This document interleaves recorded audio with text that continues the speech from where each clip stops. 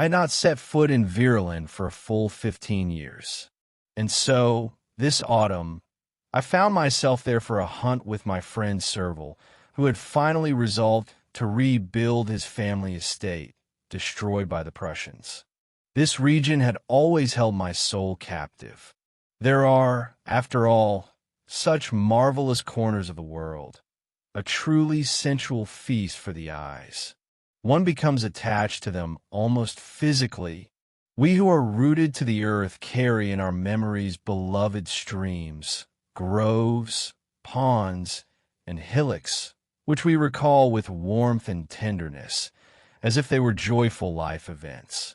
It happens that one sees on a clear day a particular islet of trees, or a river bluff, or an apple orchard laden with blossom, and later, one returns to them in thought, treasuring them in one's heart, much like those women in bright, airy dresses one might meet on the street on a spring morning, and for whom one then yearns, incessantly and ardently, with both soul and body, as if happiness itself had brushed past.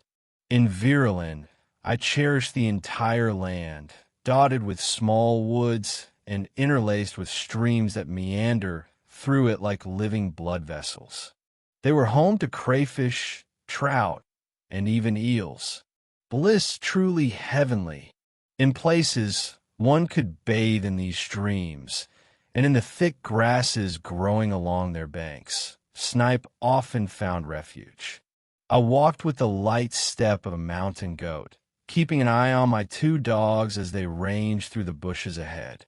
Serval was 100 meters to my right, searching through a field of alfalfa. I rounded a thorny thicket that marks the border of the Soder forest, and suddenly I saw before me a half-ruined hut. And instantly, I remembered it as I had seen it last, in 1869, neat and tidy, draped in grapevines, with chickens bustling about the little porch. What in this world is sadder than the skeleton of a dead house, decaying and ominous?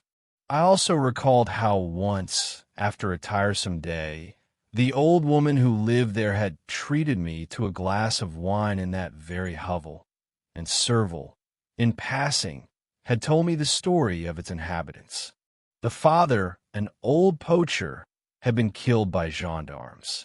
The son, whom I had once seen, a strapping, lean fellow, was also known as a fierce hunter of game. Their name was Sauvage. I couldn't say for certain whether it was their surname or merely a nickname. I called out to Serval. He immediately made his way toward me with his characteristic crane-like stride. What became of the owners of this little house? I asked him, and this is the story he told me. When war was declared, young Sauvage, who had just turned 33, went off as a volunteer, leaving his mother utterly alone. Nobody felt particularly sorry for the old woman. Rumors suggested she had a bit of money put away, and so she was left completely by herself in that secluded dwelling, far from the village, at the very edge of the forest. Yet she knew no fear, for she was of the same stock as her husband and son. A hardy old woman, tall and bony, she rarely laughed and had no patience for jests. Peasant women, in general, do not laugh often. That is a man's prerogative. Their souls are somber and withdrawn, in keeping with their joyless, toilsome existence. A man might occasionally indulge in boisterous merriment at the tavern, but his wife remains perpetually sullen, her expression severe. The muscles of her face are simply unaccustomed to the movement of laughter. Old Mother Sauvage continued her usual life in her little house, which was soon buried deep in snow. Once a week she would go to the village to buy bread and meat, and then return home. Since there was talk of wolves, she took with her a gun, her son's, rusty, with a worn-down stock, and it was a curious sight. This tall, slightly stooped old woman, pacing steadily and unhurriedly through the snow, the barrel of the gun protruding from behind the black bonnet that covered her head and hid her gray hair. But then the Prussians came. They were billeted throughout the village according to the means and wealth of the homeowners. The old woman was considered well off, and 4 Germans were assigned to her. They were 4 strapping lads, fair-skinned, with blonde beards and blue eyes, well-fed despite the hardships of the campaign, and for conquerors, quite peaceable. Finding themselves in the care of the old woman, they did their utmost to please her and, as much as possible, to spare her any extra expense or trouble.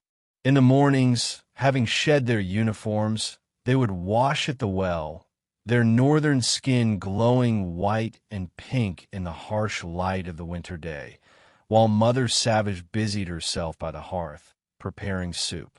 Then they would tidy and sweep the kitchen, chop wood, peel potatoes, do the laundry. In short, they kept house like 4 dutiful sons around their own mother. But the old woman herself could not stop thinking of her own flesh and blood, of that lean, dark-eyed lad with his aquiline nose and thick mustache, black as soot. And every single day she would ask each one of her boarders, "You haven't heard what's become of the French regiment, the 23rd Infantry, have you? My boy serves there." "We know not, we know nothing," they uttered. And sensing her grief and anxiety, for they too had mothers back in their homeland, they looked after her in every way they could. Yet she herself had come to feel a certain goodwill towards her 4 enemies, for patriotic hatred is the lot of the higher classes. To the simple peasant, it is unfamiliar. The poor, those for whom war costs the most, because they're poor already and every added burden is more than they can bear, those whom death mows down in whole crowds, who are in essence the cannon fodder, for they are the majority, those, finally, who endure the cruelest deprivations of war, because they're the weakest and the least resilient of all. They cannot fathom this warlike fervor, these scruples of honor, nor those intricate political combinations that, in the space of a mere 6 months, utterly ruin both warring nations, the victor and the vanquished alike. In the village, people said of old Mother Savage's German boarders, "Now, she's the lucky one." However, one morning, when the old woman was at home alone, she spotted a man in the distance on the plain, heading towards her dwelling. Soon she recognized him as the village postman. He handed her a folded sheet of paper. She took her spectacles from their case, the one she used for sewing, and read, "Madame Sauvage, I write to inform you of a great sorrow. Your son, Victor, was killed yesterday by a shell which, to speak plainly, tore him in 2. I was close by, for in the company we always marched side by side, and he had told me more than once to notify you at once should misfortune befall him. I took his watch from his pocket to deliver to you when the war is over. With sincere regards, César Rivet, Private 2nd Class, 23rd Infantry Regiment." The letter was 3 weeks old. She did not burst into tears. She sat motionless, so stunned and bewildered that she felt no pain yet. The thoughts circled in her mind. So, Victor is killed too. Then, little by little, tears welled up in her eyes, and grief flooded her heart. Thoughts came to her, one after another, terrible, unbearable thoughts. Never again would she hold her boy, her fine lad, to her breast. The gendarmes had killed the father. The Prussians had finished off the son. A shell had tore him in 2, and she pictured the dreadful scene. The head flung to one side, the eyes wide open, while he bit down on his mustache, as he used to do in moments of anger. What had they done with his body? If only they would give her son back to her, as they had returned her husband, with a bullet hole in the middle of his forehead. But then she heard voices. It was the Prussians returning from the village. She hastily stuffed the letter into her pocket and met them with a composed face, having taken care to dry her eyes thoroughly. The Germans, cheerful and excited, pointed to a fat rabbit, undoubtedly stolen, making signs to the old woman to show that there would be an excellent dinner that evening. She set about preparing the meal at once, but when it came to the rabbit, she could not bring herself to kill it, and this despite the fact she had done it many times before. One of the soldiers finished the creature off by striking it on the back of the head. When the rabbit was dead, the old woman began to skin the bloody little carcass, but the sight of the blood seeping on her hands, the warm blood that slowly cooled and coagulated, made her shudder. She kept seeing her boy torn in two and bleeding just like this animal, which still twitched with convulsive tremors. She sat down at the table with her Prussians, but could not swallow a single morsel. They paid her no mind, devouring the rabbit with gusto. In silence, from under her brows, she watched them, a thought taking shape in her mind, yet her face remained so impassive that they suspected nothing. Suddenly she spoke. "I don't even know your names, and yet we've lived under the same roof for a month now." They did not immediately grasp what she wanted, but then gave their names. Yet this was not enough for her. She made them write down all their names and their families' addresses on a scrap of paper, and, settling her spectacles back on her large nose, peered at the shapes of the unfamiliar letters. Then she folded the paper and put it away in her pocket, next to the letter announcing her son's death. When the meal was over, she announced to the Germans, "I shall go and see to your comfort." And she set about carrying hay up to the loft where they slept. They were surprised. She explained it would be warmer that way. Then they set about helping her and heaped hay up almost to the very thatched roof. It became a sort of cozy room, lined with fragrant hay, where they were bound to sleep splendidly. At supper, one of the soldiers grew alarmed, seeing the old woman again eating nothing. She claimed to have stomach cramps. Then she lit a fire in the hearth to warm herself, and the 4 Germans, as usual, climbed the ladder to their refuge for the night. The moment the trapdoor slammed shut, the old woman removed the ladder, then silently opened the outer door and brought an armful after armful of straw from the yard. She stepped barefoot in the snow so lightly that not the slightest sound could be heard. From time to time, she listened to the loud, discordant snoring of the 4 sleeping soldiers. Deeming her preparations complete, she threw one of the bundles into the hearth, and when the straw caught fire, she scattered it over the other bundles, then went outside and stood watching. A brilliant light instantly illuminated the interior of the hovel, and soon a monstrous blaze was raging inside. A colossal furnace, its flames lashing at the narrow window and casting a blinding glare onto the snow.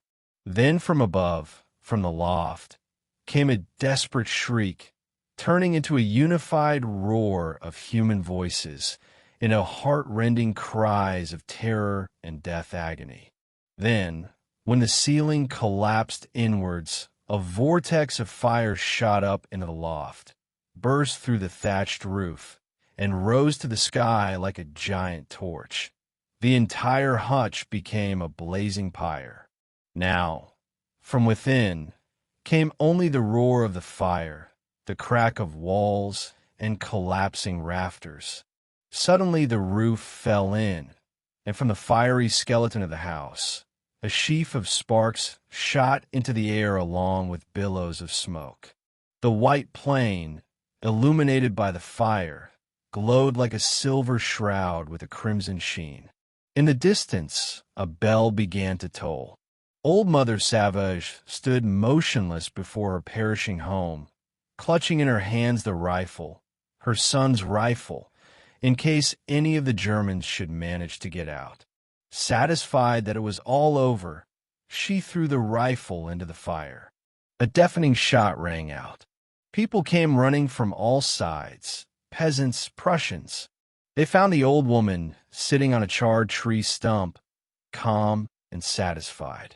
A German officer, who spoke French impeccably, asked her, "Where are your lodgers?" She stretched out a bony hand towards the smoldering heap of charred ruins and answered firmly, "In there." The crowd pressed in around her. The Prussian asked, "How did the house catch fire?" "I set it on fire myself," she stated curtly. They did not believe her, thinking grief had driven her mad. So she told the crowd pressing around her everything, just as it had happened, from the very beginning to the end, from receiving the letter to the final scream of the people burning alive. She recounted in minute detail everything she had felt, everything she had done. When she had finished, she pulled 2 pieces of paper from her pocket and, to make them out in the dying light of the flames, put on her spectacles, then said, pointing to one of them, "This is about Victor's death." Pointing to the other, she added, nodding towards the smoldering ruins, "And these are their names so that one can write to their families." And, calmly handing the slip of paper to the officer, who had seized her by the shoulders, she added, "Write how it all happened, and do not forget to tell their parents that it was I, Victoire Simon, known as La Sauvage, who did it." The officer barked a command in German. The old woman was seized, placed against the still warm wall of her house. Then 12 men were hurriedly made to stand facing her, 20 meters away. She did not flinch. She understood. She waited. A command rang out, followed immediately by a volley, and after it, a single belated shot. The old woman did not fall. She sank down, as if her legs had buckled under her. The Prussian officer approached her. She was nearly cut in two, and in her convulsively clenched hand, she clutched the blood-soaked letter. My friend Serval added, "That was the reprisal for which the Germans later destroyed my manor house. As for me, I thought of the mothers of those 4 good-natured lads who burned in that hovel, and of the terrible heroism of that other mother, shot by this wall. And I picked up from the ground a little stone, still blackened from the soot.